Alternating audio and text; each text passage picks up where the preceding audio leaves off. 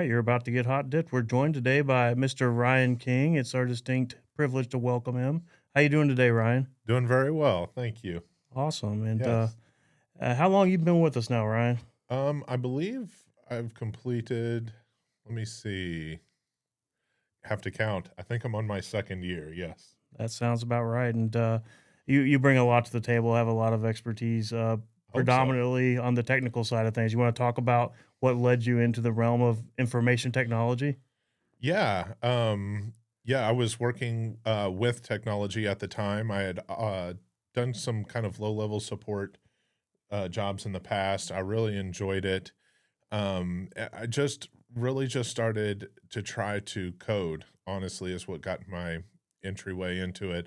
And just learning how things worked on the web, like how information is processed and all of that, and just started digging deeper and deeper. And it really became an obsession and a passion of mine. And it said, well, I said to my wife, like, well, what if I just did this every day? This would be awesome. And well, here I am. I started school a little late, right? I was a 31-year-old graduate, but I went to school and I've been blessed ever since, and I'm happy to be here.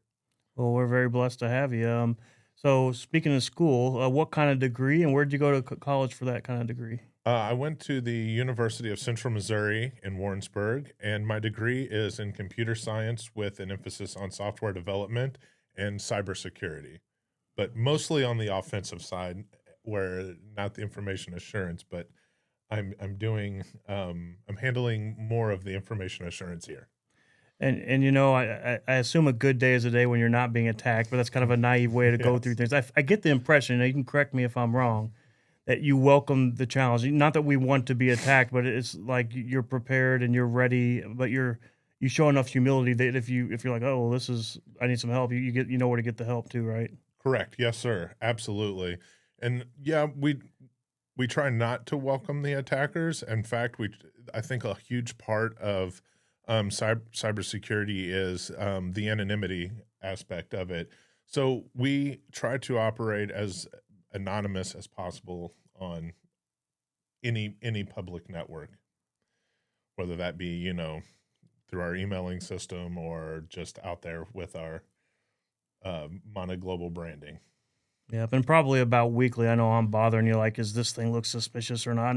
And I don't know. Some of the time you're like, oh, it's fine. Some of the time you're like, yeah, you might not want to mess with that. You Correct. Yeah. walk us through how that works in practice and how maybe it should work in your opinion when people who aren't as tech savvy as you and Okay. you're working with those folks. What's your advice? Are you asking more of like the approach on how to get the advice, or are you asking Maybe about like, when to seek help from someone like you. I think that if you question it at all, that you're never going to be a bother. I think that the whole thing with security is that I've never really heard a security engineer complain because people were bothering them too much. In fact, it's just like it's usually, I wish they would have told me sooner.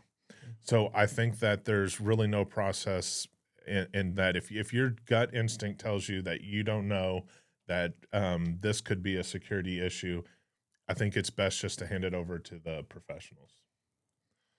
You bet. Now, you have a unique set of experiences that led you. If you said you started college later than maybe a traditional student, but you did some really cool things and served our country prior to that, right? Correct. Yes, sir. Can Yes. you talk about that a minute?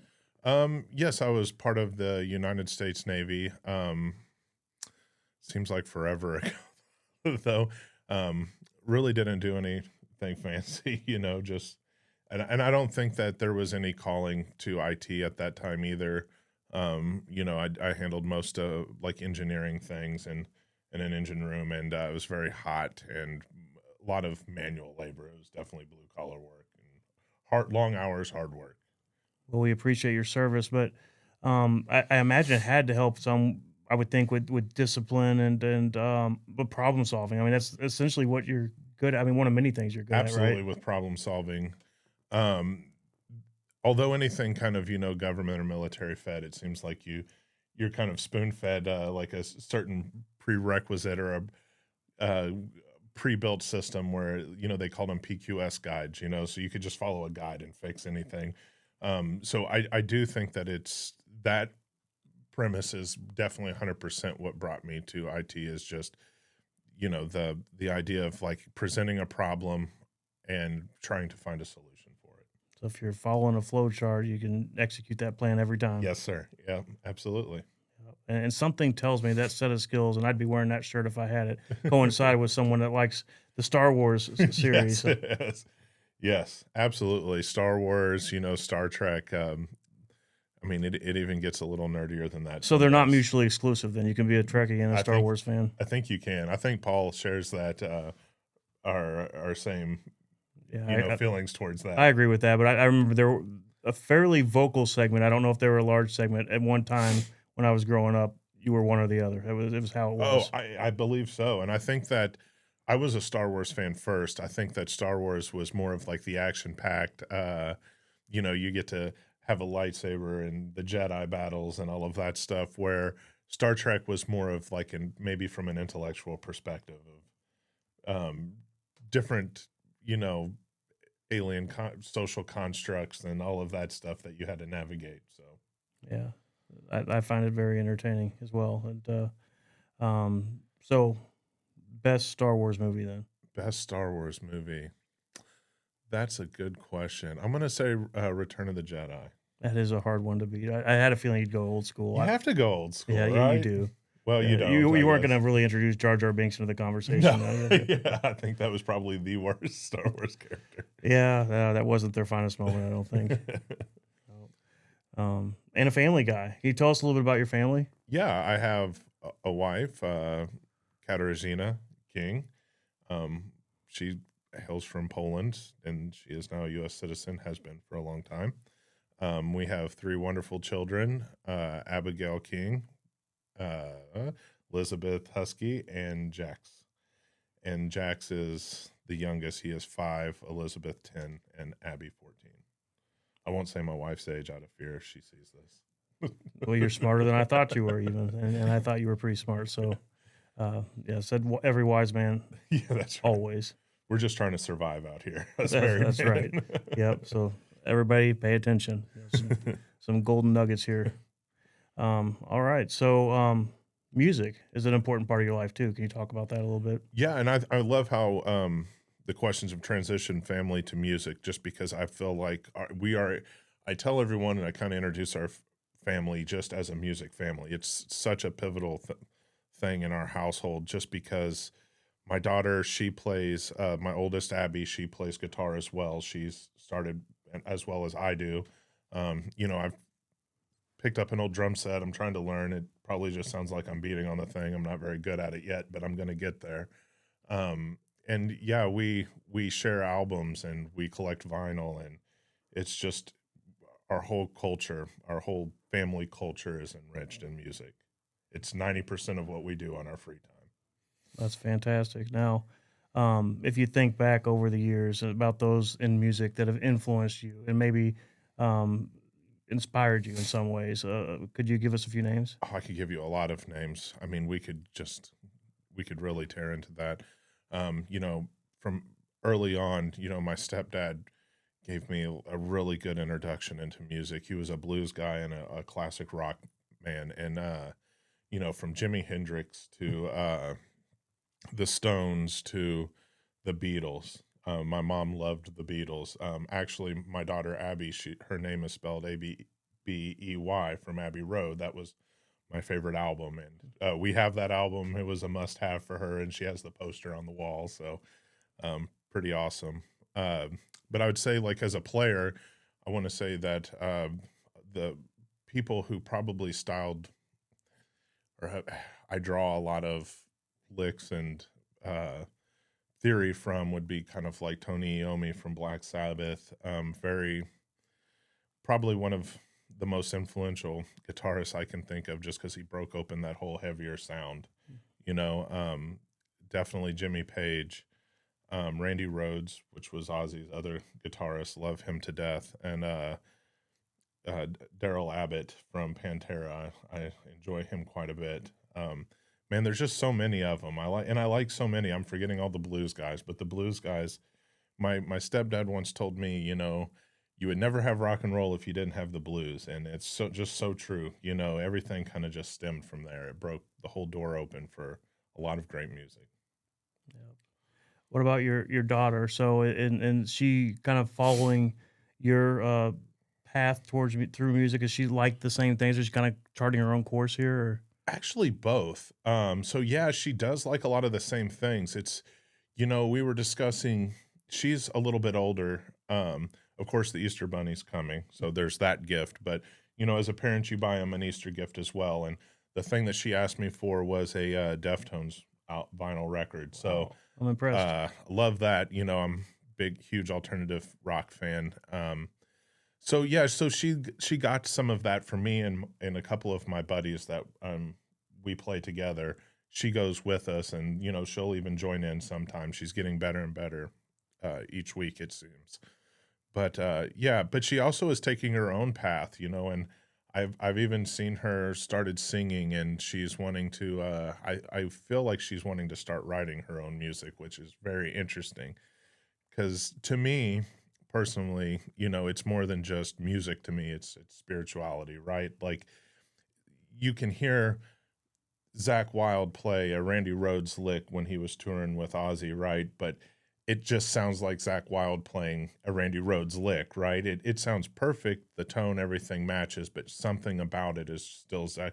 So to have that thumbprint or that unique identifier as a guitar player, or as a singer, or as a musician, I just I find myself questioning or wanting to know what hers will be, if that makes sense. I hope so. Yeah, but as a father, I never understood it till I was a father, but that's the one time when you're rooting for people just to surpass you in every way, right? It's such a selfless thing, right?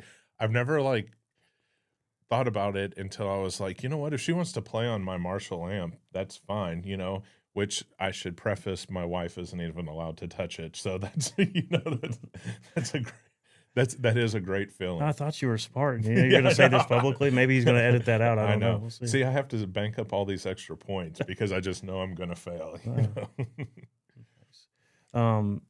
Best concert you've ever been to? Oh man. I want to say that it was the one that I went to last year in the fall, just because it was my daughter's 14th birthday. It was her first concert. We shared the Pantera experience. Of course, it's not the original members, but Zach Wild, which was Ozzy's guitarist, played with the group. Their guitarist Daryl Abbott, which was one of my favorites. He's unfortunately deceased.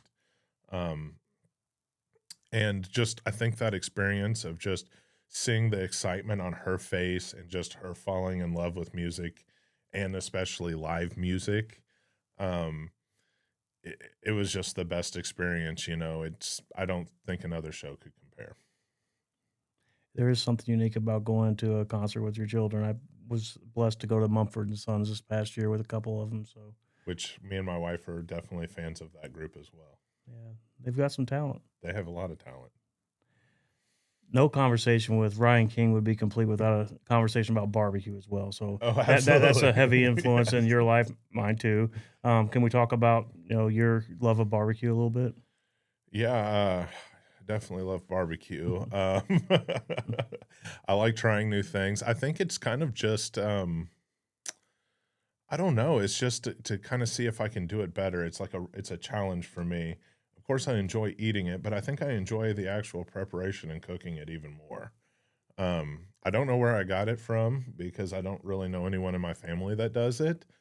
Um, but it's just something that I saw people do, and I just really was very interested in it. I get a lot of tips from our own Ryan Monnig. He is very good at sharing recipes and advice.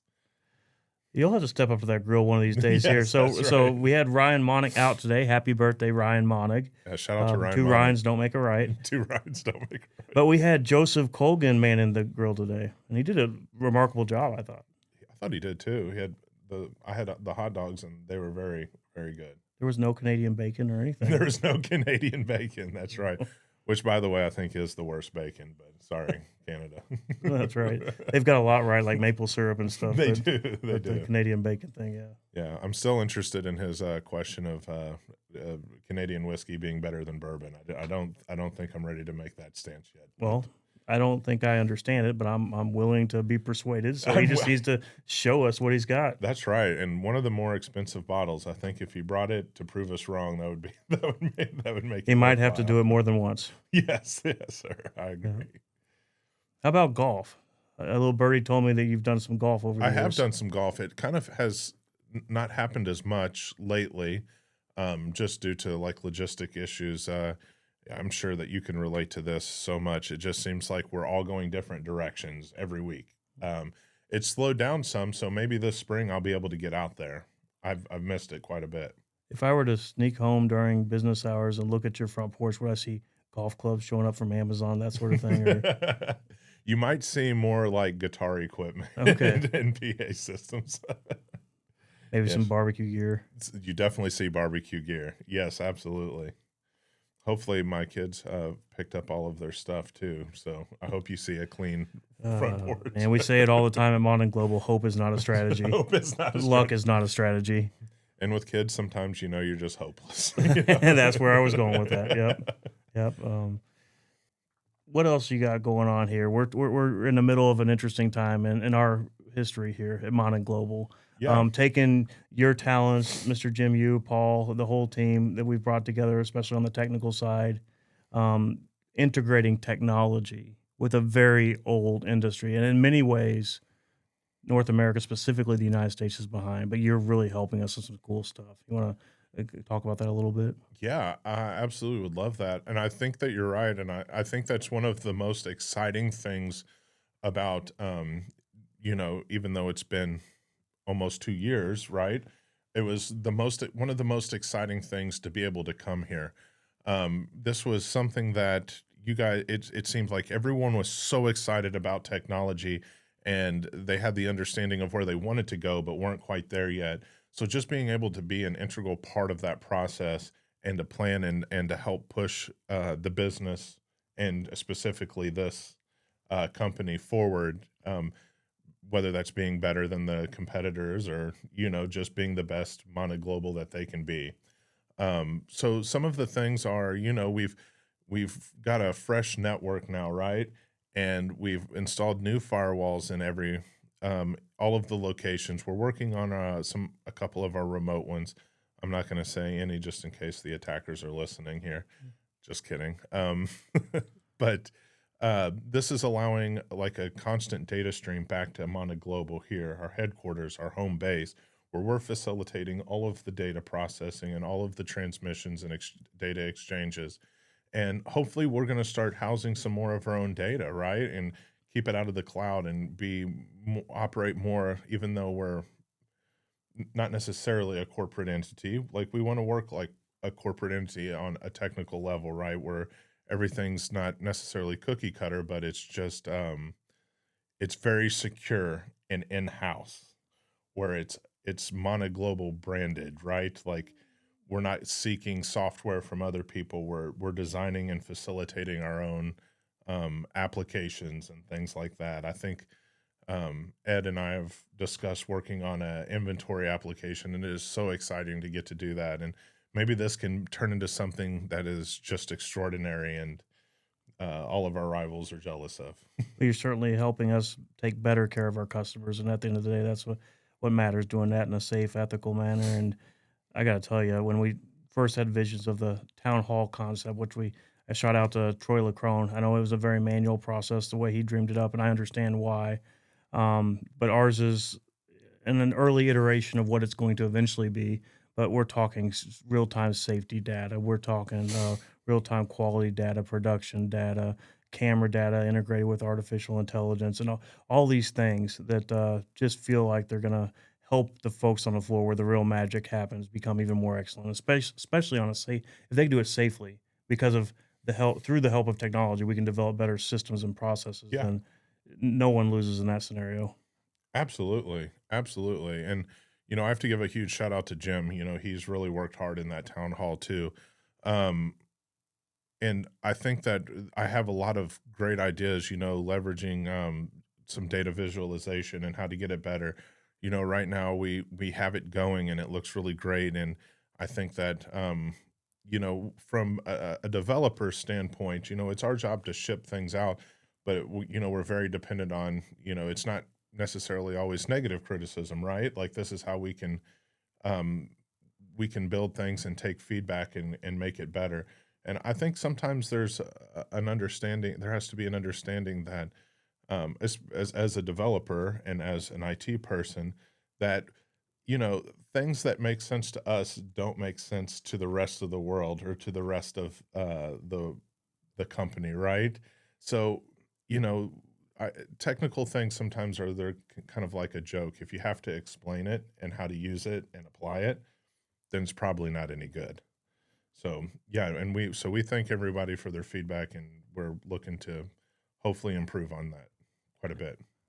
You bet. And looking upstairs, we have a museum. We think storytelling is important, and we've had 66 years of history now. We've got old mill gauges. If you're in the hot dip business, swing by our headquarters sometime. We got some cool gear to show you. We've got the original ledgers that Grandpa and his team worked on, and the original founding documents, and just tons of pictures and so on and so forth. 60 years from now, when we're 126 years old, and we're starting to look back at how technology started to change the business, Internet of Things, all this stuff. What kinds of things will be in our museum to talk, just to show us about what technology was able to do for us at this time? Hopefully some of my programs. No, I'm just kidding. But seriously, hopefully I can have some kind of contribution to the company that's impactful like that.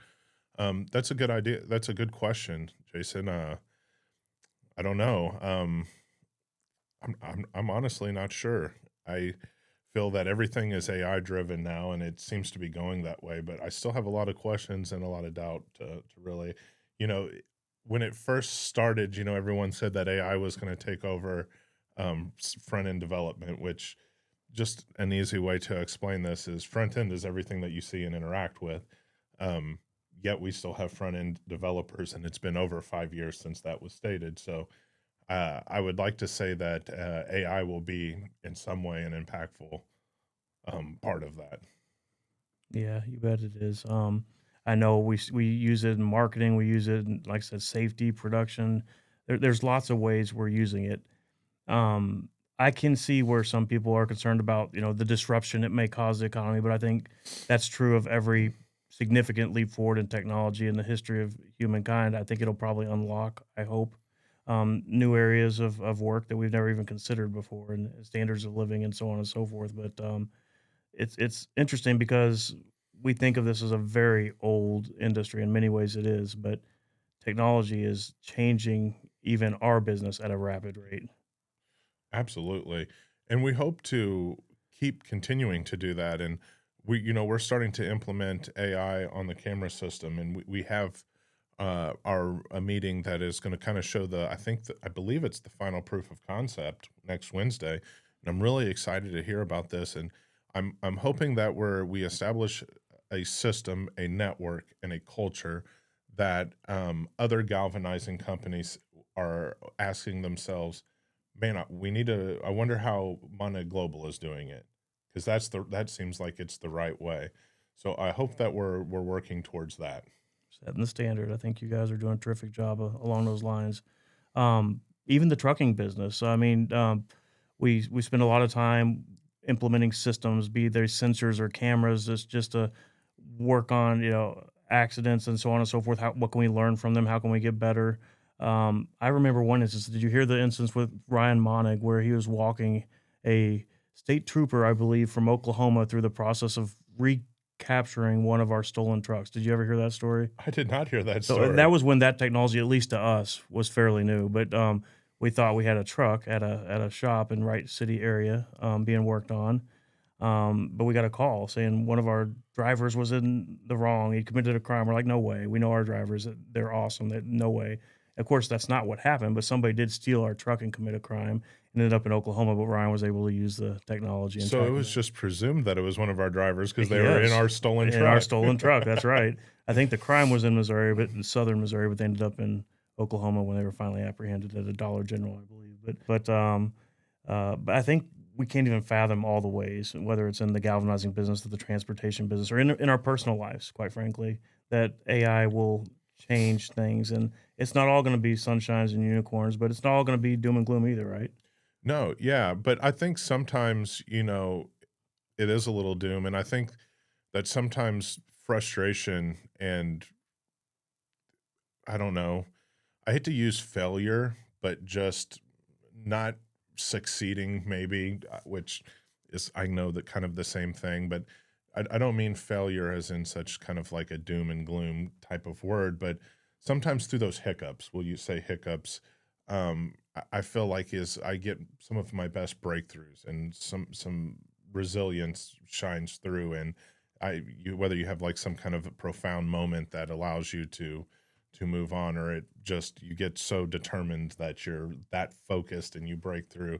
So I will say that I am expecting a little bit, it not to be all sunshine and rainbows sometimes, but I know that where we're going, and I know that we'll get there. And you're right about that 100%. Failure is where creativity kicks into hyperdrive. And around here, we're trying to build a culture. And I think we've made tremendous progress where we celebrate our mistakes and our failures because they lead to better future outcomes. And I think your department does yours and Jim and Paul and Ed when you're working together. I mean, I think you guys do that better than most. Yeah, absolutely. I think that it it definitely kind of shows where we can improve at, and I think we try to make it as the most optimistic uh, experience, whether than other than just like being upset or frustrated or kind of letting it just condemn us. Like I think we try to use it as inspiration and aspiring for greater things to push on. Absolutely. So, the cornhole tournament happened recently, and I know there's about to be more footage all over the internet about that. And I hadn't attended a lot of cornhole hole challenges that I didn't participate in myself, and definitely hadn't done many of them sober in a long time. Yes. But what an epic battle the championship round was. I mean, could you tell everybody about that a little bit? Yeah, absolutely. I was very fascinated. I mean, we had the Crossroad guys, and I forget his name. I apologize. He was a very nice gentleman, but man, he could drop that thing. If the bags were stacked, he could just drop it right over the other bags. And then we had the other guys, and they were just super consistent. BMI, shout out to them, the winners. But they went back and forth in that last battle, and then the match before that, which I believe that was UG and CG, correct? I think that's right. But it seemed like it was down to the wire. It was down to like I think they ended up winning by two bags. So that was such an interesting and shout out to Paul for making all of that happen and all of his help. He did a really good job of putting that on. That's right. He certainly did, and it's going to be even better next year. And we've got some other things cooking too. So stay tuned for a fall edition of some sort of something to get the competitive juices flowing between the locations again. Because the cool thing happened. Not just the fun we had, the playing we did when we welcomed folks from all the plants here to the headquarters of the museum.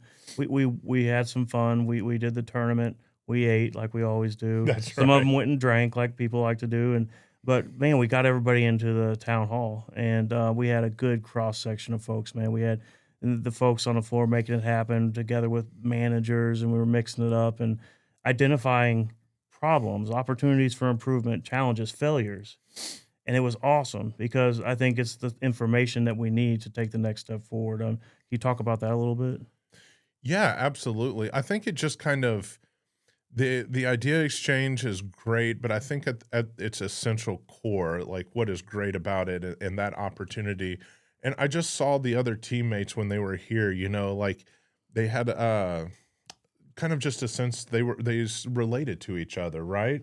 And they shared those experiences. And I think that it just allows this culture where they start blending as one, let alone instead of these five separate entities, right? Like we're all one unit and we're all trying to get better together. So I think it inspires and it helps leverage a better like teamwork atmosphere. If that does that answer your question? I think so. It does. Okay. Did a fabulous job there. So, all right, now not to bounce around too much. So we went over your favorite Star Wars movie. That's right. Did you have any of those action figures growing up? Oh my God. I I probably had some action figures and I probably had a few spaceships as well. Yeah. Yes. And they got played with, right? Nobody keeps them in the boxes, right? They say you So should have kept them in the I boxes. was one of those kids that I did not have the ability to keep things in the boxes.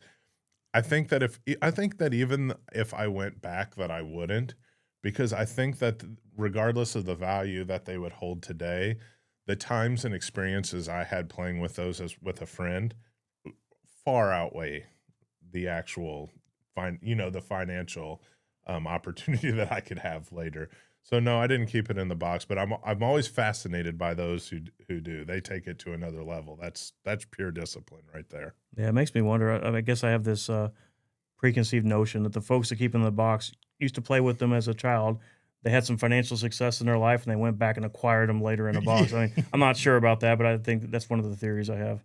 So I do have a few friends that does fit the mold. Yes, but I have known a few that they kept the originals, and it's always just it's a curious kind of thought to wonder, are you nerdier for keeping them in the box or out of the box? So like you love Star Wars so much that you want to play with the action figures and act it out, or you love it so much that you can keep them in the box. I don't know. And just to be clear, nerdy is a term of endearment around here. It's definitely an adjective that is to describes me to the T. Yes. Great. Well, what questions do you have for me? Anything for me? Yeah. What musical influence has influenced your what musical group has influenced your life in some sort of way?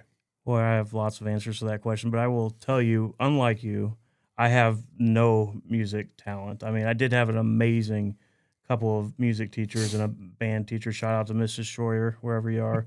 But Yes. yeah, no talent at all, but enjoyed it a lot, and that's still true to this day. But similar to you, I definitely like the blues. I definitely dig on some Clapton.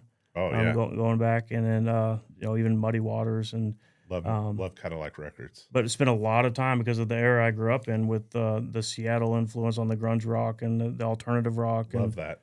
but definitely I can't not talk about Metallica in that way. We are big Metallica. We love Metallica. Where I'm Ozzy, Ozzy is amazing, and I think what's interesting about him is, when I was growing up, it was he was kind of this undesirable creature, right? And then that show, The Osbournes, came on, which it's reality TV, and we know is kind of it's not real, so to speak. But the thing that is, you can say a lot about him, but he did get his act together, and he was a quite remarkable father. He was very good to his kids, and actually has a lot of and believe it or not, was a Christian. So right? yes. And my kids are influencing me a lot with music, just kind of like what you described. They have a lot more talent than I ever thought about them. They get that from their mother. But I've even learned to appreciate a lot of new and old country and a lot of that Absolutely. crossover type music. Just thinking about, I mean, there's just so many to choose from now. Zach Brown is somebody I listen to for decompression, about like Jimmy Buffett. They did some stuff together. I found that interesting. But you can go back growing up with dad, who was into music a lot. Simon and Garfunkel. I mean, we're going all over the place eclectically here, but Simon and Garfunkel, the Beatles, as you Yeah. said, they're all awesome. Have you seen Zach Brown recently, Have I seen him? like on TV or anything? No, I can't say that I have. I've Man, listened to he's him a lost a lot, lot but of weight. has he? He's stout. I mean, Is he's he? really, yeah. He's almost hard to recognize. I think that would be a good concert. I think he would be a good concert. I think he has some new stuff coming out. My wife is a Survivor fan, and he was on Survivor. Oh, that's So fantastic. yeah, he did some spearfishing, and I guess he fed the castmates and was played a song from their new album, which his new album, which sounded really good. It was remarkable, and yeah, shout out to him. And hopefully new music coming out. That's right. And then Brett's got me on Jelly Roll and Post Malone, and Yep. those stories are phenomenal. Yeah, I think you talk about Christianity and what that can do to somebody's life, and just the music talent. You can tell the pain they've been through and the suffering, and it just shows up in their art, and it's just fantastic. Yeah, and it's so weird though, and it's not that I appreciate anybody suffering, but I think as humans, we kind of appreciate the likeness, because sometimes, like through your own suffering, you're like, I just feel alone, right? And you find comfort in understanding and sharing other people's experiences, and I think that's one of the coolest things about music, and why, especially you said the Seattle bands, right? The alternative movement. Um, I think that's kind of why I was drawn to that music maybe a little bit, and um, I'm definitely curious as to maybe who your favorite alternative or grunge band was. I mean, it's hard not to mention Pearl Jam in that context, Okay. but Yes. even if you want to go a couple steps removed from that, I got into the later movement was Seven Mary Three, Better Than I Ezra. love Seven Mary 3 and Better Man, than Better Than Ezra. Ezra came out at the Blue Note at a Halloween show in the '90s at some point as Devo, and it was just phenomenal. Working in the coal mine, Whip it was great stuff.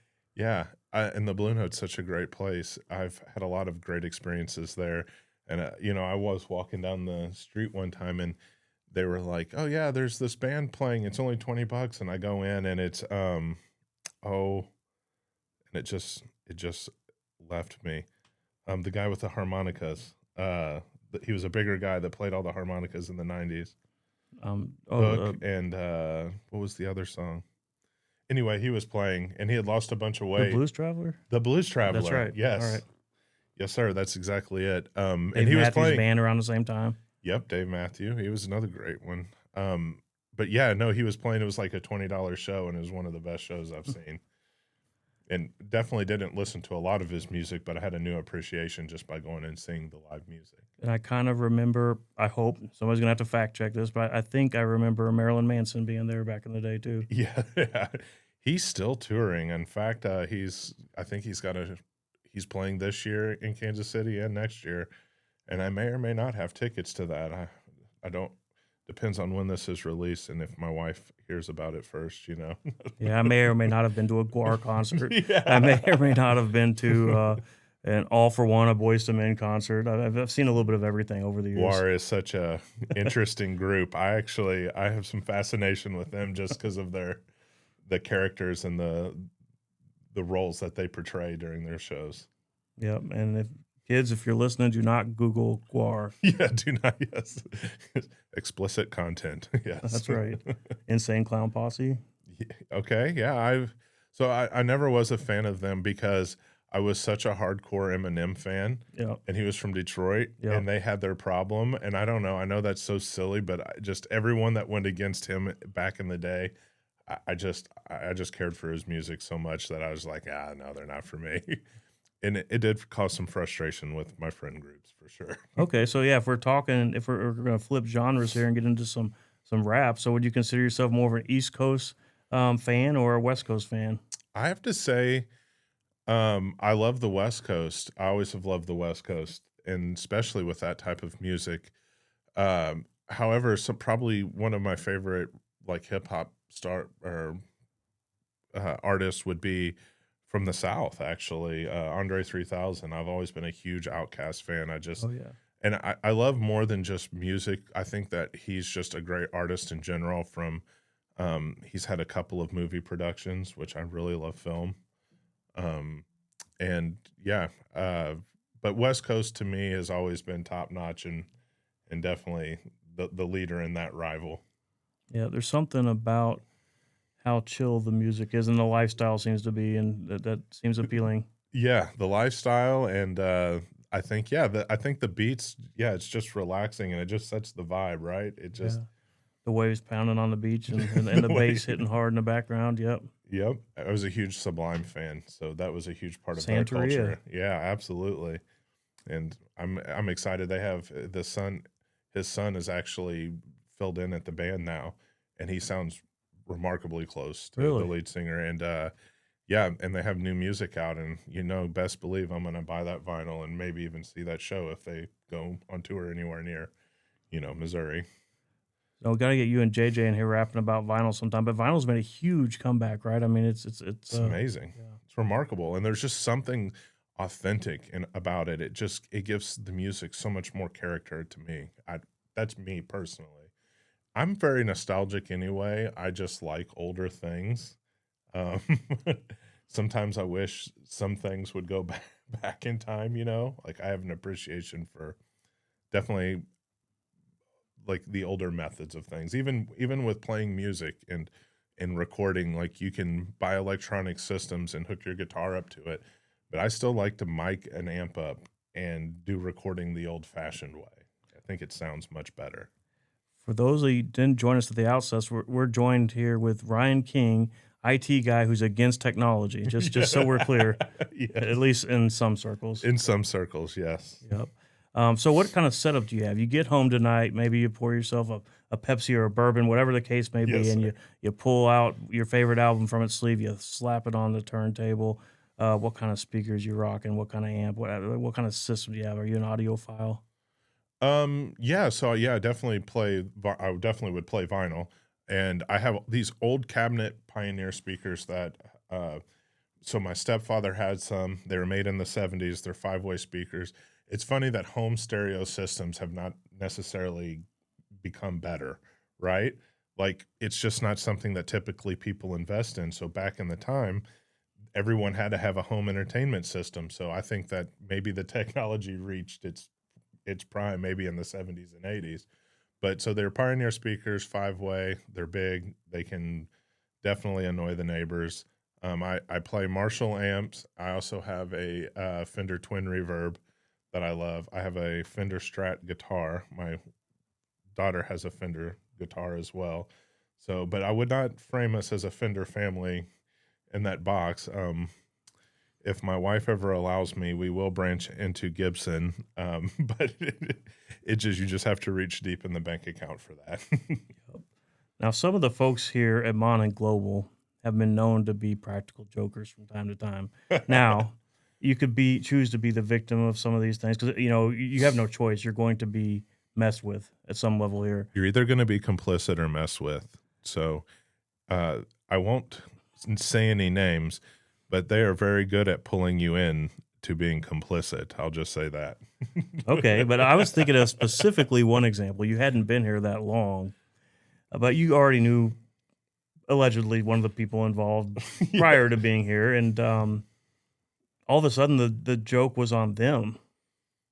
It was on them. I mean, allegedly. Let's just say Okay. hypothetically, Oh, if somebody's car was messed with, yes. and then I remember so if you want the to story. tell a PG version of that story, perhaps. Yeah, I noticed that I had a sticker on my car, and I think that it was still everything was still new, and people didn't really know my personality. And when you're meeting new people, you try very much not to offend them. And I'm very much the person that's not does not get offended, right? Like it's all good with me. So I'm like, yeah, I'm gonna let them show that I have a little bit of personality too here. So I made up a story of catching someone and chasing them with a golf club or something, and calling the police and making a report. And just from the heavy breathing and the gasps and the blank stares, I knew that I got my point across. However, they did say that I didn't execute that well, that they figured that this story was changing, and that might have been, but I know when I initially said it that I had them at least questioning. Oh, I can tell you with absolute certainty, you had them a little concerned. Like, oh no, we did something, it backfired. He took it out on some innocent person. Yeah. We're bad people. Those conversations were had. Yeah, that's right. That's right. And it was a lot of fun. And I have to say, unfortunately, just with your schedule and everything, I think you were the last one to find out that it was a joke. So I probably did feel the worst about that case. But Oh no, paybacks are hell, and we play the long game around here. So I feel like maybe you were complicit, like I've been sometimes. Right? you've been talking to my wife again? Yeah, maybe. Yeah. Yeah. Well, it's been a pleasure, and I expect to do more of these conversations, especially as we start rolling out more of our technology, especially in the safety industry, because I really think not only can we help Mon Global, we can help the whole industry with some of the work you're doing. So thanks for everything you do, Yeah, Ryan absolutely. King. Thank you. Thanks God for bless having you, me. man. All right. Thank you for watching Hot Dipped. Don't forget to like, subscribe, and click on that notification bell for future episodes.